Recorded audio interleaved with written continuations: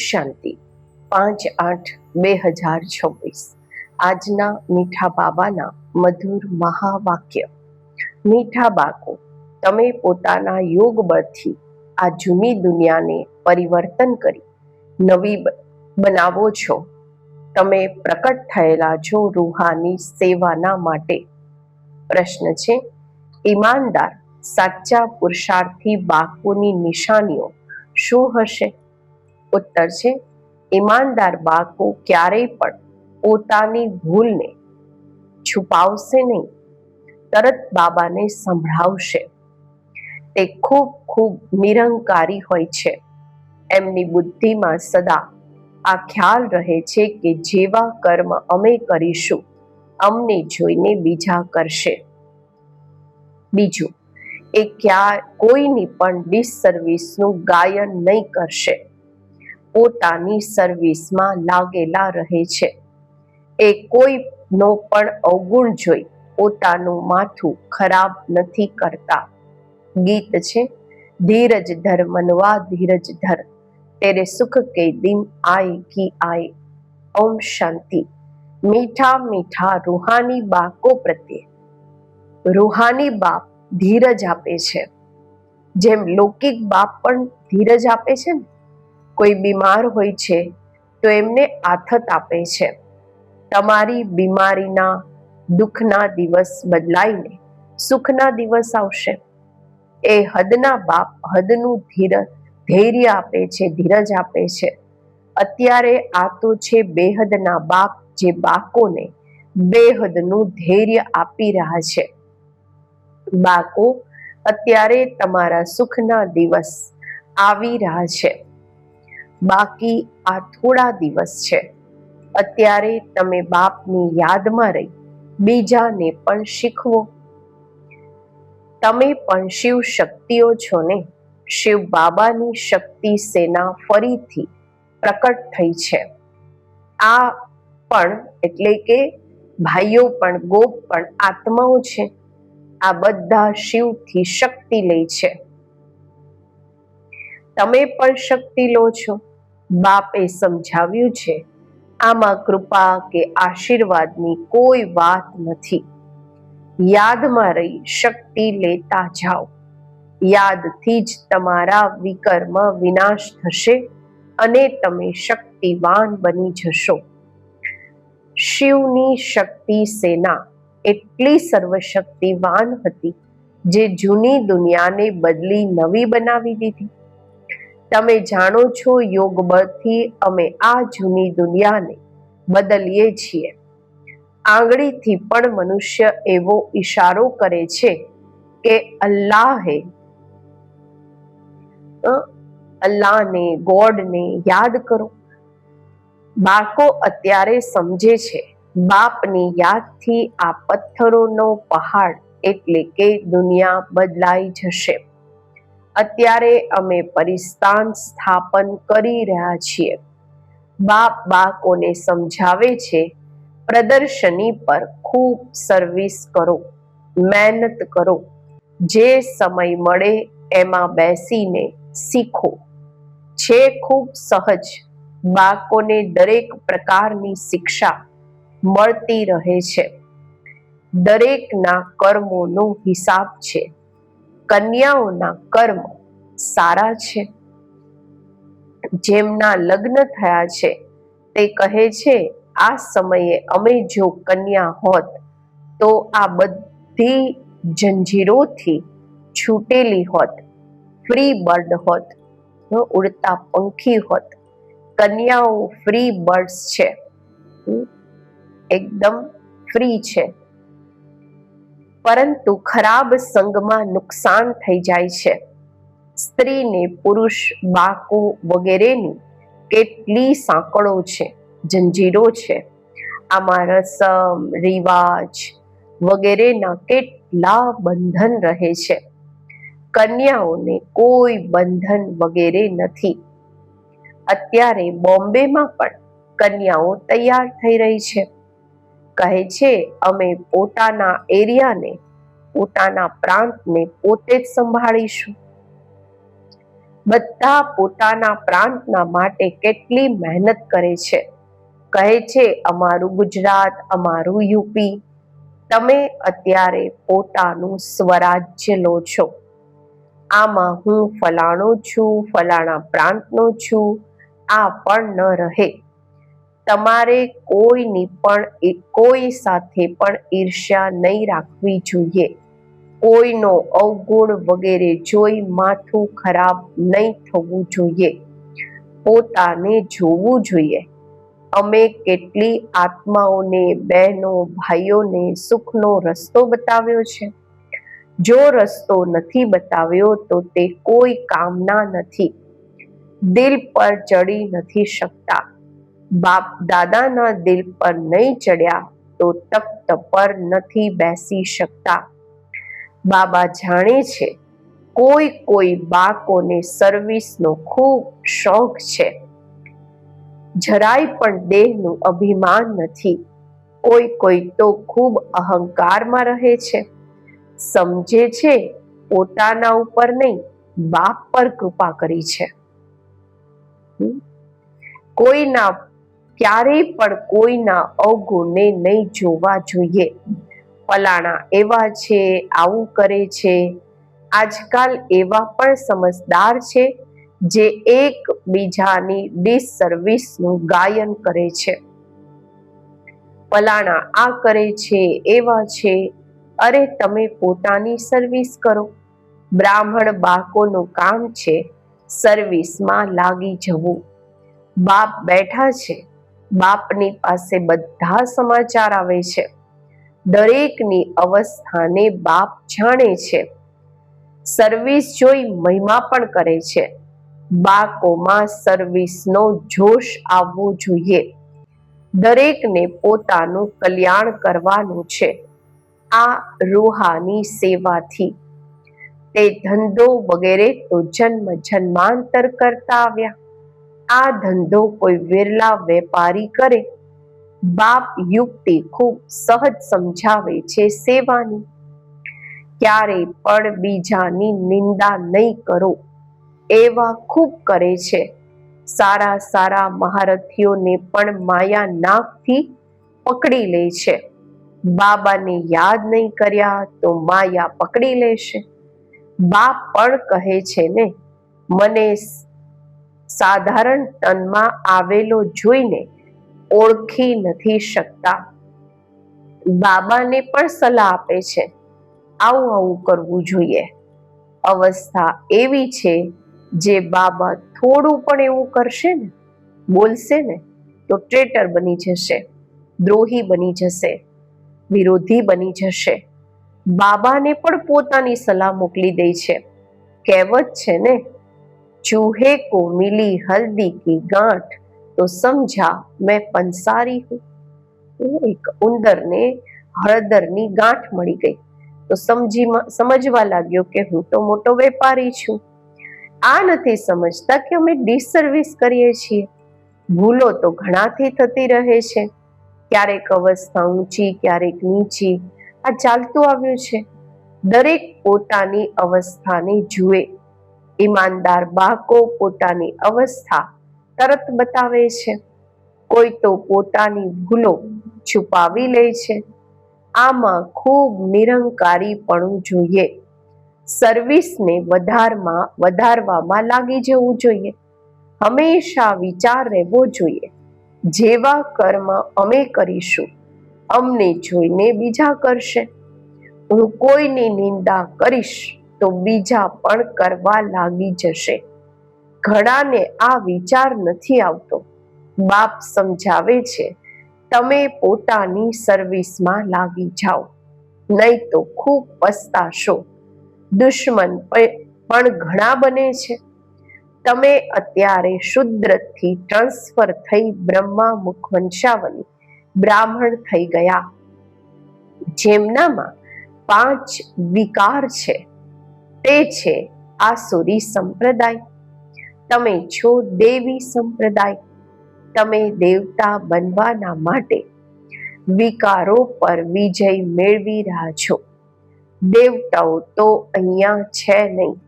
દેવતાઓ હશે સતયુગમાં તમે અત્યારે દેવી સંપ્રદાય બની રહ્યા છો. તમને બાળકોને અત્યારે સમજાવવા માટે ચાન્સ મળે છે. પ્રદર્શનીમાં સમજાવતા રહો. પ્રદર્શની મેળામાં દરેકની રગની ખબર પડી જાય છે. પ્રોજેક્ટરમાં તો કોઈને સમજાવી નહીં શકશે, સામે સમજાવવાથી જ સમજી શકશે. પ્રદર્શની મેળો એ સારી વસ્તુ છે, એમાં લખી પણ શકો છો. પ્રદર્શની મેળાનો શોખ હોવો જોઈએ. રેગ્યુલર ભણવાથી જ નશો ચડશે. તો બાબા કહે છે કે બાંધેલીઓ હોય, જેમને બંધન હોય, તો ઘરમાં રહેતા પણ બાપને યાદ કરતા રહો, તો વિકર્મ વિનાશ થઈ જશે. ઘરમાં બેઠા પણ યાદ કરવું સારું છે, પરંતુ યાદ કરવું આ બાળકોના માટે મોટી મુશ્કેલ વાત થઈ ગઈ છે. બાપ જેમનાથી 21 જન્મોનો વારસો મળે છે, એમને યાદ નથી કરતા. સારા સારા ભાષણ કરવા વાળા મહારથી પણ બાપને યાદ નથી કરતા. ન સવારે ઉઠે છે તો બેસવાથી તે ઝોકા ખાય છે. યાદ કરવાના માટે સવારનો જ ટાઈમ સારો છે. ભક્તિ માર્ગમાં પણ સવારે ઉઠીને યાદમાં લાગી જાય છે. એમની તો ઉતરતી કળા છે. અહીંયા તો છે ચડવાની વાત. માયા કેટલા વિઘ્ન નાખે છે. સવારે ઉઠીને બાપને યાદ નહીં કરશો તો ધારણા કેવી રીતે થશે? વિકર્મ કેવી રીતે વિનાશ થશે? બાકી માત્ર મુરલી ચલાવવી એ તો નાના બાળકો પણ શીખીને સમજાવવા લાગી જાય છે. આ ભણવાનું તો મોટાઓના માટે છે. કેટલી મોટી યુનિવર્સિટી છે, અમને ભણાવવા વાળા કોણ છે? આ બાળકોને નશો નથી રહેતો. માયા કોઈને પણ દગો આપી દે છે, ધોખો આપી દે છે. તો આપણે એમને ન જોઈ પોતાની સર્વિસમાં લાગ્યા રહીએ. બાપની પાસે તો બધા સમાચાર આવે છે. કોઈ દેહ અભિમાનમાં આવીને સમજે છે, આ આવું કરે છે, આ આવું કરે છે, બીજાની જ નિંદા કર્યા કરે છે, ટાઈમ વેસ્ટ કરે છે. તમારું કામ છે સર્વિસ કરમાં રહેવું. કોઈ પણ વાત છે તો ઈશારો બાપને આપી દીધો, બસ. પર ચિંતન નહીં કરવું જોઈએ. સર્વિસમાં બાળકોને દિવસ રાત લાગવું જોઈએ. તમારો ધંધો જ આ છે. રોજ પ્રદર્શનીમાં સમજાવો કે આ શિવ બાબા, આ પ્રજાપિતા બ્રહ્મા. કલ્પ પહેલા પણ પ્રજાપિતા બ્રહ્મા ગવાયેલા છે. પ્રજાપિતા બ્રહ્મા દ્વારા મનુષ્ય સૃષ્ટિ રચે છે. એવું નહીં કે મનુષ્ય હતા જ નહીં. મનુષ્ય સૃષ્ટિ રચે છે એટલે કે કાંટાઓને ફૂલ બનાવે છે. બ્રહ્મા દ્વારા સૃષ્ટિ રચે છે તો ઉપરમાં થોડી સૃષ્ટિ રચશે. બ્રહ્મા તો અહીંયા હશે ને. કેટલું ક્લિયર સમજાવવામાં આવે છે.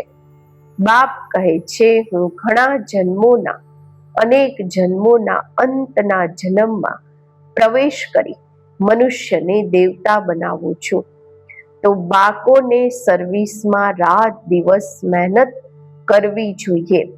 ધંધા વગેરેથી થોડો ટાઈમ કાઢી આમાં લાગી જવું જોઈએ. એવું નહીં કે ટાઈમ નથી મળતો, ફુરસત નથી મળતી. બીમાર પડી જાઓ તો શું પછી કહેશો કે ટાઈમ નથી? પુરુષાર્થ કરવો જોઈએ. પ્રેરણાથી તો કંઈ પણ નથી થઈ શકતું. ભગવાનથી જ પ્રેરણાથી કામ નથી થઈ શકતું તો બીજાથી પછી કેવી રીતે થશે? સમજે છે ભગવાન શું નથી કરી શકતા, મરેલાને પણ જીવતા કરી શકે છે. અરે ભગવાનને તમે કહો છો, હે પતિત પાવન, આવીને અમને પતિતથી પાવન બનાવો, બસ બીજી કોઈ વાત નથી. એવું થોડી કહે છે આવીને મરદાને જીવતા કરો. એ છે જ પતિત પાવન. ભારત પાવન હતું ને. બાપ કહે છે હું કલ્પ કલ્પ આવીને પાવન બનાવું છું. માયા પછી આવીને પતિત બનાવે છે. અત્યારે ફરી હું આવ્યો છું પાવન બનાવવા. કેટલી સહજ વાત બતાવે છે. હકીમ લોકો, વૈદ લોકો મોટી બીમારીને પણ જડીબુટીઓથી ઠીક કરી દે છે. પછી એમની મહિમા પણ થાય છે. કોઈને બાળક કે ધન મળ્યું તો કહેશે ગુરુની કૃપા થઈ. અચ્છા, બાળક મરી ગયું તો કહેશે ભાવી તકદીર. આ બધી વાતોને અત્યારે તમે બાળકો સમજો છો. સંન્યાસી લોકો પવિત્ર બને છે તો એમની માન્યતા હોય છે, પરંતુ એ છે હઠયોગી અને એ રાજયોગ શીખવી ન શકે. તે સંન્યાસી, અમે ગ્રહસ્થી, પછી અમે પોતાના ફોલોઅર્સ. બાબા કહે છે કે આપણે એ ગ્રહસ્થી છે, પછી આપણે પોતાને ફોલોઅર્સ કેવી રીતે કેવડાવી શકીએ? બાપ તો કહે છે બાળકોને પૂરું ફોલો કરવાનું છે. મન મના ભવ, મને યાદ કરો તો તમે પવિત્ર બની જશો અને મારી સાથે ચાલશો. હું તો એ વર પાવન છું. મનુષ્ય પતિત બનાવે છે, બાપ આવીને પાવન બનાવે છે. તે પવિત્રતા, શાંતિ, સુખના સાગર છે. તમને પણ એવા બનાવી રહ્યા છે. તમે યોગ બળથી આત્માને પવિત્ર બનાવો છો. જાણો છો અમને ફર્સ્ટ ક્લાસ શરીર મળશે. મનુષ્યને દેવતા પ્રેક્ટિકલમાં બનાવવાના છે. એવું થોડી માત્ર દેવતાઈ કપડા વગેરે પહેરી લીધા, પોતાના પર પૂરું ધ્યાન દેવાનું છે. દેહ અભિમાન ના આવે. બાબા, અમે તો તમારાથી વારસો લઈને જ છોડીશું. તમે પણ કહો છો અમે ભારતને શ્રેષ્ઠાચારી બનાવીને જ છોડીશું. નિશ્ચયવાળા જ કહે છે ને. કોઈ તો કહે છે આટલા થોડા સમયમાં કેવી રીતે થશે? વાસ્તવમાં ક્યારેય પણ આ સંશય નહીં લાવવો જોઈએ. સંશયમાં આવવાથી પછી સર્વિસમાં ઢીલા થઈ જાય છે. ટાઈમ ખૂબ થોડો છે. જેટલું થઈ શકે પુરુષાર્થ ખૂબ કરવો જોઈએ. થોડી લડાઈ વગેરેનો ક્યાંય પણ હંગામો થશે, ધમાલ થશે તો પછી જોજો કેટલી મહેનત કરવા લાગી જાય છે. સમજે છે ને? અમે યાદમાં પૂરા નહીં રહીએ પછી એ સમયે કશમકશમાં તો કરી નહીં શકશે. એ સમયે તો ઘણી આપદાઓ આવતી રહેશે. એટલે બાપ કહે છે જેટલું થઈ શકે ગેલપ કરતા જાઓ. આ આત્માઓની હરીફાઈ છે, રેસ છે. બાપ કેટલું સારી રીતે સમજાવે છે. નિશાના પર જઈને અર્થાત બાપના ઘરે જઈને ફરી આવી જવાનું છે. નવી દુનિયામાં મોટી ફાઇન રેસ છે. બાપ કહે છે મને ટચ કરીને અર્થાત મૂળ વતનમાં જઈને પછી આવવાનું છે. પહેલા એ આવશે જે યોગ યુક્ત હશે. ઈચ્છે છે અમે મુક્તિધામમાં જઈએ. તો બાપ કહે છે મને યાદ કરો તો ચાલી જશું. મુક્તિધામ તો બધાને પસંદ છે. પછી આવશે પાર્ટ ભજવવા. મોક્ષ કોઈને મળતો નથી. ઈશ્વરીય હિસ્ટ્રી જ્યોગ્રાફીમાં મોક્ષનો અક્ષર છે નહીં. એક સેકન્ડમાં તમને જીવન મુક્તિ મળે છે, બાકી બધા મુક્તિમાં જશે, મુક્ત થઈ જશે. રાવણ રાજ્યથી મુક્ત થવાનું જ છે. જે પુરુષાર્થ કરશે એ ઊંચું પદ પામશે. બાળકોને ખૂબ મીઠા બનવાનું છે. સ્વભાવ ખૂબ મીઠો જોઈએ. ક્રોધી નથી બનવાનું. દુર્વાસાનું નામ છે ને. આ રાજ ઋષિઓમાં પણ કોઈ એવા છે.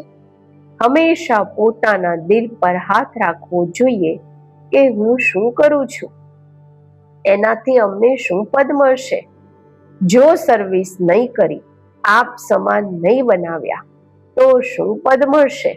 થોડામાં રાજી નથી થવાનું. બાપ કહે છે હું આવ્યો છું બાળકોને ફૂલ બાદશાહી આપવા, તો હિંમત રાખીને બતાવવી જોઈએ. માત્ર કથનીથી તો કહેવાથી તો થઈ નથી શકતું. બાપની સર્વિસમાં તો હડ્ડીઓ પણ આપવાની છે. કરે પણ છે, પછી ક્યાંક દેહ અભિમાન આવી જવાથી નશો આવી જાય છે અને પડી જાય છે. માયા પણ ઓછી પહેલવાન નથી. બાપની શ્રીમત પર ન ચાલવાથી માયા વાર કરે છે તો બાપને ફારકતી આપી દે છે. બાપ સુખધામના માલિક બનાવે છે તો પોતાના ઉપર તરસ આવવો જોઈએ, દયા આવવી જોઈએ. બાપ રાય ખૂબ સિમ્પલ આપે છે. માયાના તોફાન તો ખૂબ આવશે, પરંતુ મહાવીર બનવાનું છે. અચ્છા, મીઠા મીઠા સિકિલધા બાળકો પ્રત્યે માત પિતા બાપ દાદાના યાદ પ્યાર અને ગુડ મોર્નિંગ. રૂહાની બાપના રૂહાની બાળકોને નમસ્તે. આપણે રૂહાની બાળકોના રૂહાની બાપને નમસ્તે. ધારણા માટે મુખ્ય સાર. પહેલું છે, સર્વિસનો શોખ રાખી પોતાનું અને બીજાઓનું કલ્યાણ કરવાનું છે. કોઈની પણ ડિસસર્વિસનું ગાયન નથી કરવાનું. પર ચિંતનમાં પોતાનો સમય નથી ગુમાવવાનો. બીજું, ઈમાનદાર અને નિરંકારી બની સેવાને વધારવાની છે. સવારે સવારે ઉઠીને બાપને પ્યારથી યાદ કરવાના છે.